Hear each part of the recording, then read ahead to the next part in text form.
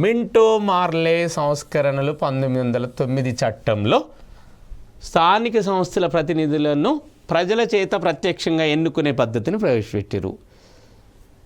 England అధికారులు, British పాలనాధికారులు 1909 సంవత్సరంలో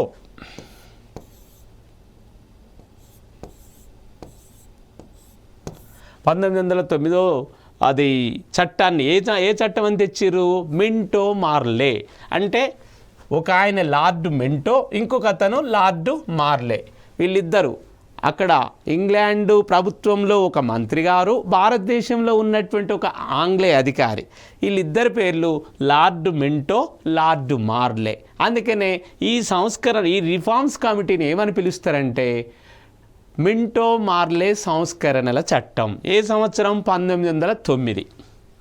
ఇది స్థానిక సంస్థలకు ప్రతినిధులను, అంటే స్థానిక లోకల్ బాడీస్కు ఎవరైతే రిప్రజెంటేటివ్స్ ఉన్నారో వాళ్ళను ఎక్కువ మంది ప్రజల చేత ప్రత్యక్షంగా, ఇండైరెక్ట్ ఎలక్షన్ కాదండి, డైరెక్ట్ ఎలక్షన్, ప్రజల చేత ప్రత్యక్షంగా ఎన్నుకోవాలని సూచించడం జరిగింది.